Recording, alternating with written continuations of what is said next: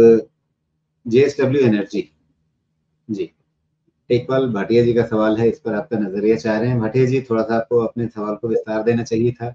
इतनी कंजूसी क्या बरतते हैं? 2-4 शब्द और लिख लीजिए। आपने खरीद रखा है, खरीदना चाहते हैं, खरीदा है तो किस भाव पे खरीदा है, टाइम फ्रेम क्या है, मतलब आपका कितने समय तक आप शेयर को रख सकते हैं, रखना चाहते हैं, ये सब चीजें बताएंगे तो आपको अपने मतलब की जानकारी ज्यादा मिलेगी। जी सोमेश।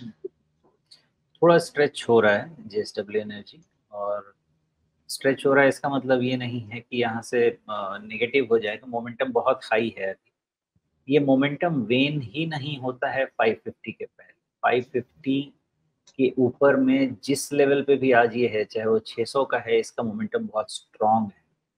और ऐसा है कि आज के डेटा ये कहता है कि 525 and 550 are two support levels. जब तक ये मेंटेन्ड हैं, इसमें अपसाइड और रहेगी। कहाँ तक रह सकती है इसका अगर एक थोड़ा सा रीडिंग करने की कोशिश करें तो शायद 625 तक तो होना चाहिए। लेकिन ये ध्यान रखिएगा कि अभी ये बहुत खींचा हुआ दिख रहा है मुझे यहाँ पे, ओवर स्ट्रेस दिख रहा है। तो थोड़ा ये बहुत सावधान रहिएगा। और ख़ास करके ये जो बृहस्पतिवार वाली कैंडल है, वो बहुत कंफर्टिंग नहीं है। तो जब तक उसके ऊपर क्लोज़ नहीं हो, व्हिच इज़ 604 हाई के ऊपर, तब तक फर्दर मोमेंटम के भी चांसेस इसमें नहीं है। जस्ट इन केस मान लेते हैं कि वो भी हो गया क्रॉस, क्योंकि फोमो के सिचुएशन में तो कुछ भी प्राइस तो नंबर होते हैं। इन दैट केस उसी का low which is 577 is the support which should be seen as safety net. जी सुमेश, यहाँ पे आपके सामने मैंने एक ट्रेंड चैनल खींचने की कोशिश की है, और एक तरह से पाठशाला वाला सवाल भी आप समझ सकते हैं कि आमतौर पे क्या होता है कि हम देखते हैं कि राइजिंग ट्रेंड चैनल के अंदर, मतलब चढ़ती हुई पट्टी के ऊपर आपको ब्रेकआउट मिले, ये बड़ा कम होता है। लेकिन जब होता है तो क्या बड़ा विस्फोटक होता है? नहीं, राइजिंग चैनल का जो ब्रेकआउट होता है वो बहुत मॉडरेट होता है। तो बाकी डिपेंड करता है कि उसकी ग्रेडियंट कैसी है। इसका ग्रेडियंट जो है, इसका ग्रेडियंट उतना भी स्टीप नहीं है कि इसमें आपको ब्रेकआउट के बाद रिटर्न थोड़ा ठीक नहीं मिल सकता है।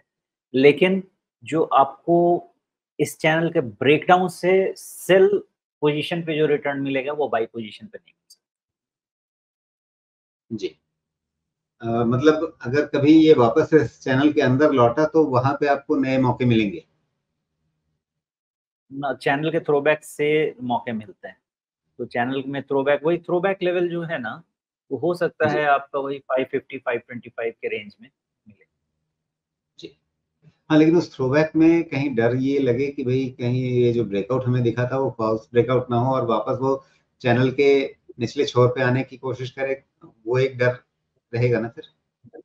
बाकी ये फॉल्स ब्रेकआउट का केस तो नहीं है राजीव जी, लेकिन इसका जो पैटर्न मैं रीड कर रहा हूँ, वो पैटर्न यही कहता है कि इतने मूवमेंट के बाद ये रुकता है। तो 604 ऐसा ही नंबर नहीं बना है, तो मुझे लगता है किसी कारण से 604 बना है।